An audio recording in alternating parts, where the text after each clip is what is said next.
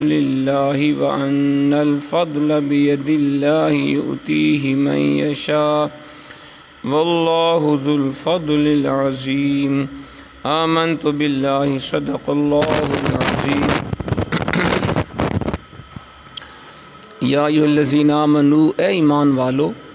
اتقوا اللہ، ڈرو اللہ تعالیٰ سے، وآمنوا برسولہ، اور ایمان لے آؤ اس کے رسول مقبول پر، یؤتکم، اللہ تمہیں عطا فرمائے گا، کفلین من رحمتہ، دو حصے اپنی رحمت سے، ویجعل لکم نوراً، اور بنا دے گا تمہارے لیے ایک نور، تمشون بہ، جس کی روشنی میں تم چلو گے، ویغفر لکم، اور بخش دے گا تمہیں، واللہ غفور الرحیم، اللہ تعالیٰ غفور الرحیم ہے۔ لئلا یعلم، تاکہ جان لیں اہل الکتاب، اہل کتاب، اللہ یقدرون علی شیء من فضل اللہ، کہ ان کا کوئی قابو نہیں اللہ تعالیٰ کے فضل و کرم پر، وان الفضل بید اللہ، اور یہ کہ فضل تو اللہ تعالیٰ کے دست قدرت میں ہے، یؤتیہ من یشاء، نوازتا ہے اس سے جس کو چاہتا ہے، واللہ ذو الفضل العظیم، اور اللہ تعالیٰ صاحب فضل عظیم ہے۔ ذات محترم بھی آپ قرآن مجید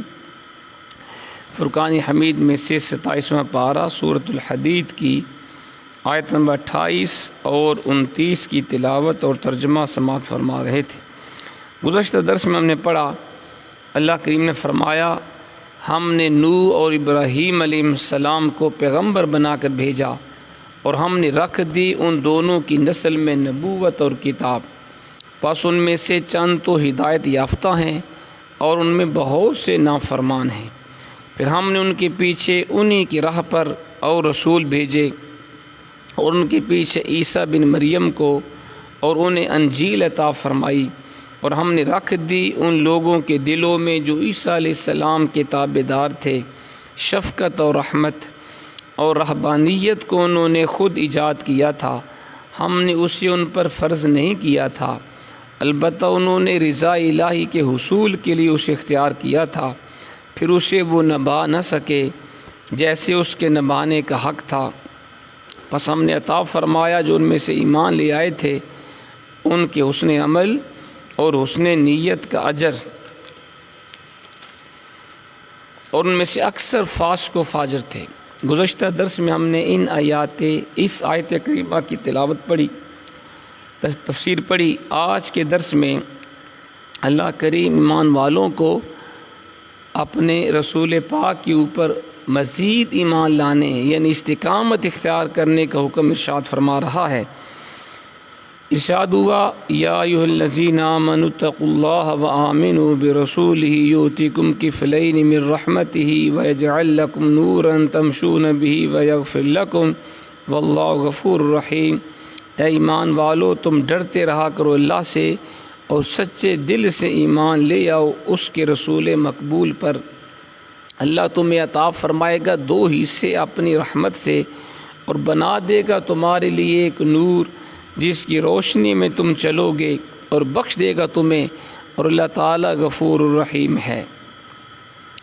علماء تفسیر نے اس آیت کے دو مفہوم بیان کیے ہیں۔ پہلا یہ ہے، اہل کتاب میں سے جو لوگ حضرت موسیٰ اور عیسیٰ علیہ السلام کے صحیح دین پر قائم تھے، انہیں اللہ تعالیٰ اس آیت میں ارشاد فرما رہا ہے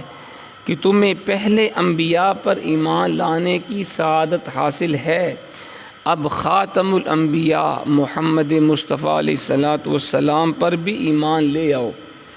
جن پر ایمان لانے کی تاکید تمہارے انبیاء نے بھی تمہیں کی ہے، اور جن کی آمد کی بشارت سے تمہاری آسمانی کتابیں بھری پڑی ہیں، ان پر بھی سچے دل سے ایمان لے آؤ، پھر تمہیں اللہ کی رحمت سے دو حصہ ملے گا، ایک اپنے انبیاء کے اوپر ایمان لانے کا، دوسرا میرے حبیب کے اوپر ایمان لانے کا۔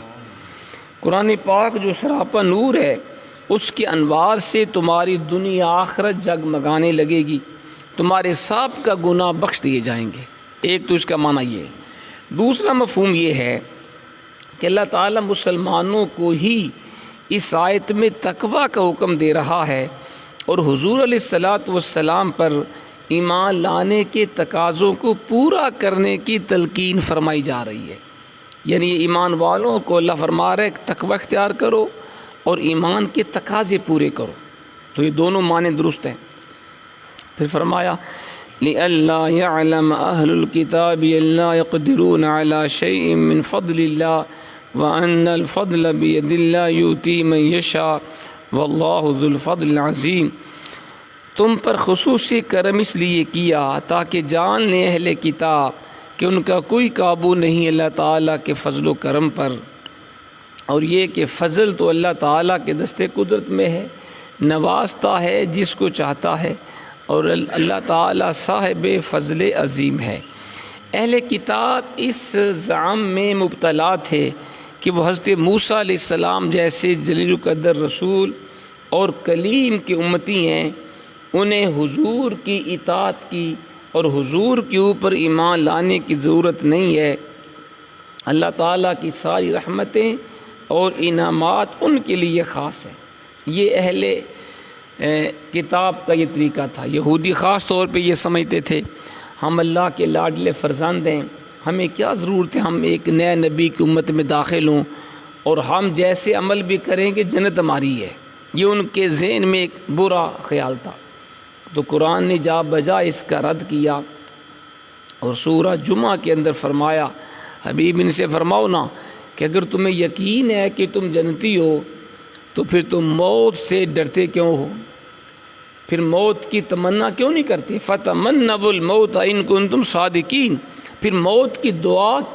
کیوں نہیں کرتے اللہ تمہیں جلدی موت دے تاکہ تم جنت میں جاؤ؟ لیکن قرآن کا وَلَن يَتَمَنَّوْا أَبَدًا بِمَا قَدَّمَتْ أَيْدِيهِمْ، وہ کبھی بھی موت کی تمنا نہیں کریں گے کیونکہ وہ جانتے ہیں کہ ہمارا یہ دعویٰ درست نہیں۔ اور اللہ کے حبیب نے فرمایا اگر اس وقت اہل کتاب موت کی تمنا کر دیتے یا دعا کر دیتے ایک بھی زندہ نہ بچتا، سارے کے سارے فوت ہو جاتے، لیکن دعا نہیں کی انہوں نے، اندر سے جانتے تھے کہ ہمارا یہ دعویٰ درست نہیں ہے۔ تو فرمایا وہ اہل کتاب کہتے، یہودی کہتے کہ اللہ کی ساری رحمت کے خزانے ہمارے لیے ہیں، ان عرب کے بدووں کا رحمت الہی میں کوئی حصہ نہیں، حضور کے غلاموں کا کوئی حصہ نہیں۔